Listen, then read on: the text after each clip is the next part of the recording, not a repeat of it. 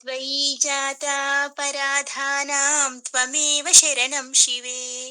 ఓం శ్రీమాత్రే నమః. ఓం నమ శివాయ. శివానందలహరి 44వ శ్లోకం నేర్చుకుందాం ఈరోజు. కరలగ్న మృగ కరీంద్రభంగో ఘనశార్దూల విఖండనోస్త జంతు గిరిశో విశదాకృతిశ్చ చేతః కుహరే పంచముఖోస్తి మే కుతోభిః. करलग्नमृगः करीन्द्रभङ्गो घनशार्दूलविखण्डनोस्तजन्तुः गिरिशो विशदाकृतिश्च चेतः कुहरे पञ्चमुखोऽस्ति मे कुतोभिः. చక్కగా మనకు ఈ శ్లోకంలో చెప్పుకున్నాం కదా, ఆదిశంకరాచార్యుల వారు చాలా చిన్న చిన్న చిన్న చిన్న పదాలను వాడి చాలా పెద్ద అర్థాన్ని ఇచ్చారు మనకు. ఈ అర్థం కావాలంటే మనం చాలా సూక్ష్మంగా ధర్మం యొక్క సూక్ష్మాన్ని చక్కగా పట్టుకోవాలన్నమాట. అదేంటో ఒకసారి మనం ప్రతి పదానికి ఉన్న అర్థం చూసిన తర్వాత తెలుసుకుందాం. కరలగ్న మృగ అంటే కరము అంటే చేతులు అని అందరికీ తెలుసు. చేతిలో మృగము కలిగినవాడు. ఇప్పటికే మనం చాలా సార్లు చెప్పుకున్నాము ఆ చేతిలో మృగాన్ని ఆయన ఎందుకు కలిగి ఉంటాడని. దక్ష యజ్ఞంలో ఆ రోజున పట్టుకున్నాడు. ఆ స్టోరీ కూడా ఈ రోజు మనకు తెలుస్తుంది, ఎందుకు అలా చేతిలో లేడిని పట్టుకున్నాడు అని. చేతిలో మృగాన్ని ధరించినవాడు, లేడిని ధరించినవాడు. కరీంద్ర భంగ గజాసురుణ్ణి భంగపరిచినవాడు, అంటే గజాసురుడు అనే రాక్షసుడిని వధించినవాడనమాట. ఘన శార్దూలన విఖండన అంటే వ్యాఘ్రాసురుణ్ణి. శార్దూలం అంటే మనకి పెద్ద పులి అని తెలుసు. వ్యాఘ్రాసురుణ్ణి ఖండించినవాడు. అస్త జంతు తన యందు ప్రాణి కోటిని అంటే జంతువులని మనుషుల్ని అందరినీ సకల ప్రాణి కోటిని తనలో కలిపేసుకునేవాడు. గిరీశ పర్వతం నందు నివసించేవాడు. విశదాకృతి విశదాకృతి అంటే ఆకృతి, విశదాకృతి అంటే స్ఫటికమైన ఆకృతి కలిగినవాడు, అంటే తెల్లని శరీర కాంతిని కలిగినవాడు. పంచముఖ 5 ముఖాలు కలిగినవాడు. ఇతన్ని పులితో పోలుస్తున్నాడు కాబట్టి పులికి మరి 5 ముఖాలు ఉంటాయా? లేదు కదా. దానికేంటి పెద్ద మొహం ఉంటుంది. పెద్ద మొహంతో అది నోరు తెరిచినప్పుడు ఎంత పెద్దగా తెరుచుకొని ఉంటుందో.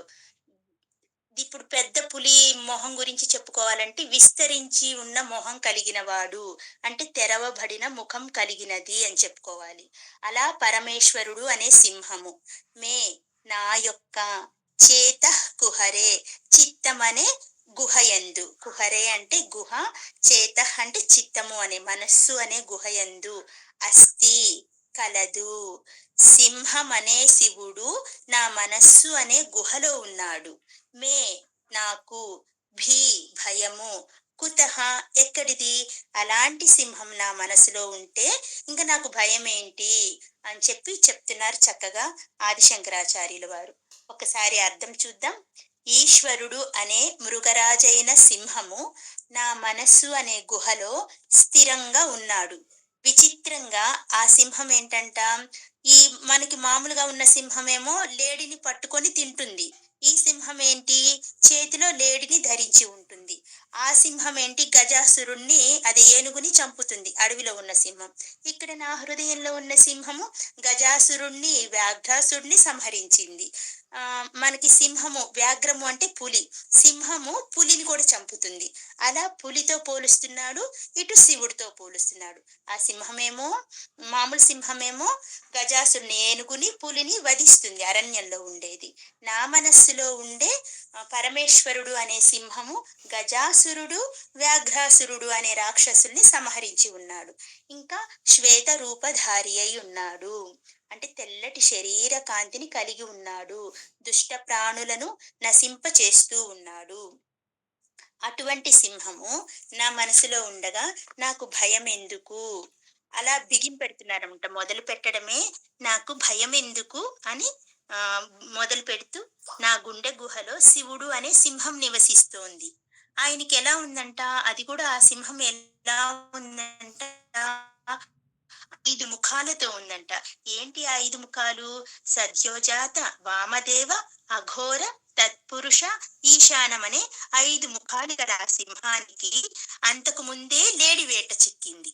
అంటే దక్ష యజ్ఞానికెళ్ళినప్పుడు లేడి వేట చిక్కిందంట. చేతిలో ధరించి వచ్చేశాడు.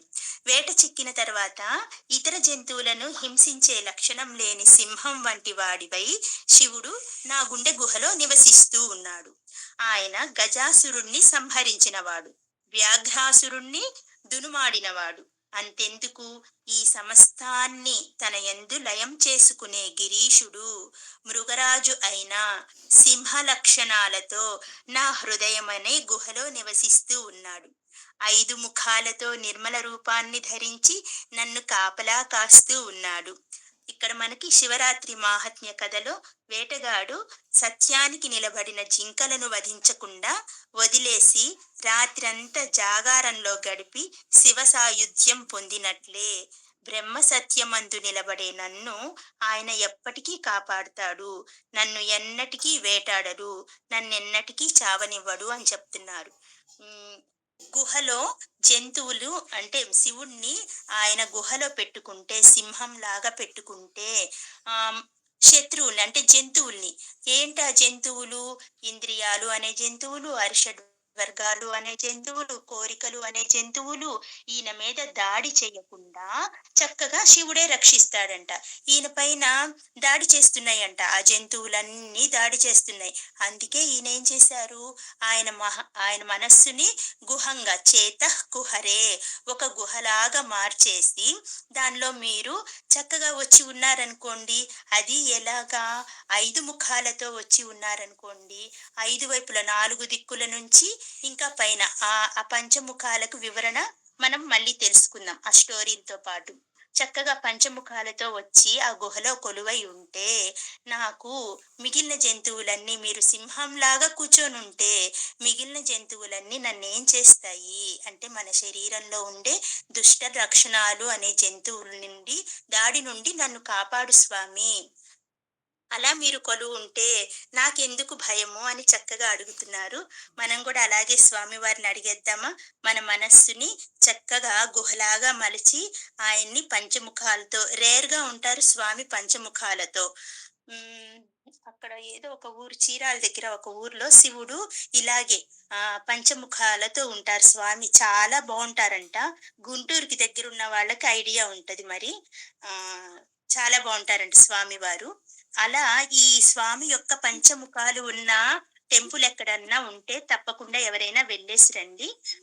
ఇలా స్వామిని పంచముఖాలతో వచ్చి నా మనస్సులో కొలువుండండి అని చక్కగా ఆదిశంకరాచార్యుల వారు అడుగుతున్నారు. మనం గూడా మరి స్వామివారిని అలాగే ఆహ్వానించేద్దామా మరి? ఓం నమః శివాయ.